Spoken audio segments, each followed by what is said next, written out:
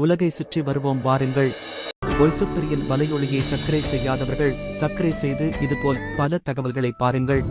இன்றைய தினம் உலகின் மிக நீளமான நெடுஞ்சாலை பற்றி பார்ப்போம். ஒரு வளைவு கூட கிடையாது. 14 நாடுகளை கடந்து செல்லும் உலகின் மிக நீளமான நெடுஞ்சாலை எங்கே இருக்கு தெரியுமா? ஆள் அரவமற்ற நெடுஞ்சாலையில் நமக்கு பிடித்த பாடலை கேட்டபடி வாகனத்தில் செல்வது எவ்வளவு ரம்மியமாக இருக்கும். இது போன்ற பயணங்களை அனுபவிக்க விரும்பும் நபர்களுக்கு ஏற்ற நெடுஞ்சாலை ஒன்றை பற்றிதான் இன்று தெரிந்து கொள்ளப் போகிறோம்.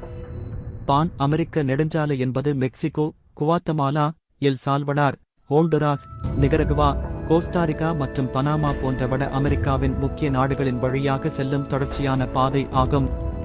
இது கொலம்பியா, ஈக்வடார், பெரு, சிலி மற்றும் அர்ஜென்டினா போன்ற தென் அமெரிக்க நாடுகளின் வழியாகவும் செல்கிறது. இந்த நெடுஞ்சாலை பல சாதனைகளுக்கு சொந்தக்காரராக இருக்கிறது. குறிப்பாக பான் அமெரிக்க நெடுஞ்சாலை உலகின் மிக நீளமான மோட்டார் சாலையாக கின்னஸ் புத்தகத்தில் பட்டியலிடப்பட்டுள்ளது.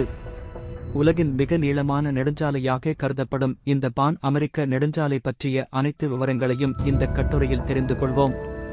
தூரம் எவ்வளவு? அலாஸ்காவின் புரோதோபேயிலிருந்து தொடங்கும் பான் அமெரிக்க நெடுஞ்சாலை பயணிகள் செல்லும் பாதையை பொறுத்து சுமார் 30,000 கிமி நீளம் கொண்டது. அமெரிக்கா, கனடா மற்றும் மெக்சிகோவில் அதிக பரப்பளவு மற்றும் சாலைகளின் எண்ணிக்கை காரணமாக இந்த நெடுஞ்சாலைக்கு பல ஆப்ஷன்கள் உள்ளன.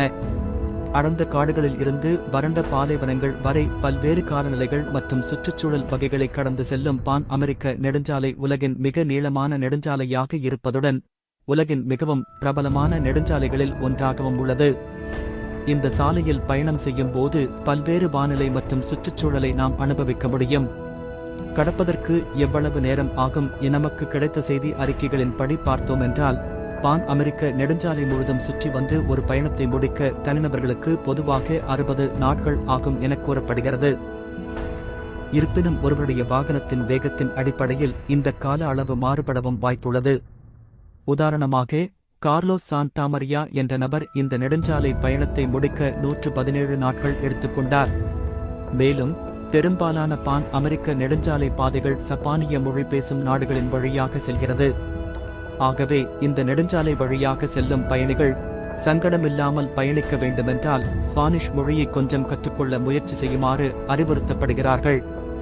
வளைவுகள் இல்லாத நெடுஞ்சாலையா? 1923ஆம் ஆண்டு கட்டப்பட்ட பான் அமெரிக்க நெடுஞ்சாலையை நிர்மாணிப்பதன் நோக்கம் வடக்கு, மத்திய மற்றும் தென் அமெரிக்கா மாநிலங்களை இணைப்பதாகும். இதில் சுவாரஸ்யமான விஷயம் என்னவென்றால், சுமார் 30,000 கிமி நீளமுள்ள இந்த நெடுஞ்சாலையில் யுடர் அல்லது வளைவும் எதுவும் இல்லை என்று சில அறிக்கைகள் கூறுகின்றன. மீண்டும் அடுத்த தகவலுடன் சந்திப்போம். நன்றி.